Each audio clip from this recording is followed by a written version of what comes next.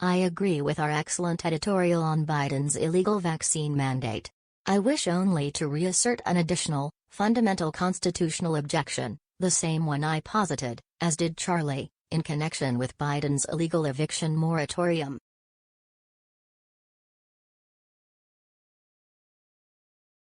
It is unconstitutional. There is no general federal health care power. The constitutional exhortation for Congress to provide for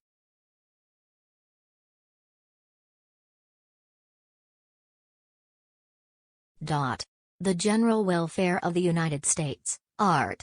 I, Second 8, is not an open-ended authorization.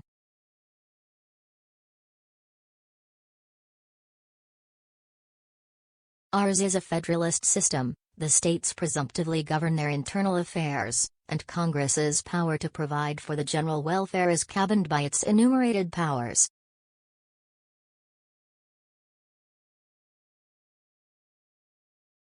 Advertisement The relevant one here is the power to regulate interstate commerce.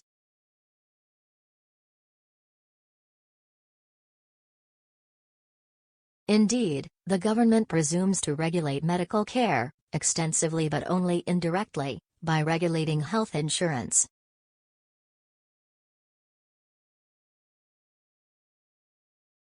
That this is an interstate market cannot be denied, even if the government's regulatory targeting of it is largely pretextual, i.e.,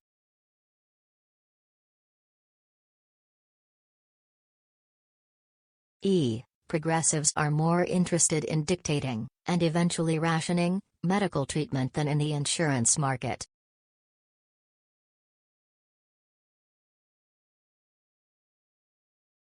Even under the unjustifiably wide berth the Supreme Court has given Congress's pretextual invocations of commerce power, especially since the New Deal. The justices nevertheless declined in the 2012 Obamacare ruling to approve a mandate to buy medical insurance.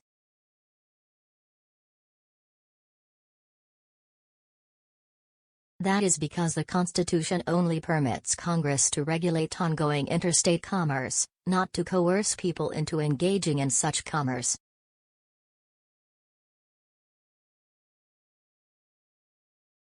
A vaccine is not even commerce, much less interstate commerce.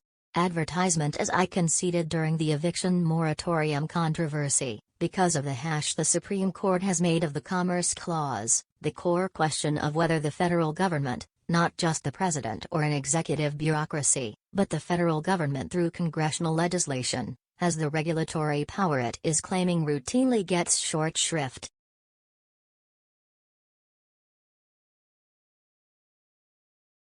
But it should not. To put it starkly, if the president may order a medical mandate because the federal government, and not the executive, mind you, is supposed to provide for the general welfare, then is there anything the federal government may not do? Is there anything left of the federalist principle that states are sovereign regarding their internal affairs? Absent the assurance of that principle's vitality, the Constitution would never have been ratified.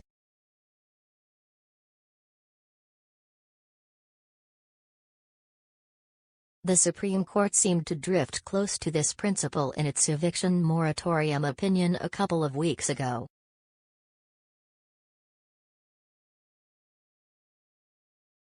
Noting that the regulation of landlord-tenant transactions is traditionally a state law matter, as is the imposition of vaccine mandates, our editorial explains, the justices asserted that when federal action intrudes into an area that is the particular domain of state law, Supreme Court jurisprudence requires Congress to enact exceedingly clear language if it wishes to significantly alter the balance between federal and state power.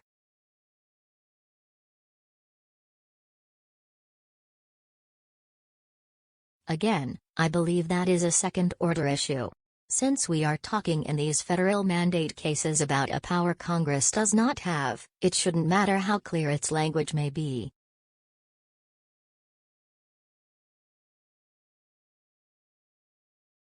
Obviously, though, if Congress and the federal government had the power that Biden intends to invoke, then OSHA, to avoid administrative law requirements, would not need to dust off the moribund emergency testing standard that, as our editorial notes, has not seen the light of day in the nearly 40 years since its last rejection by the courts.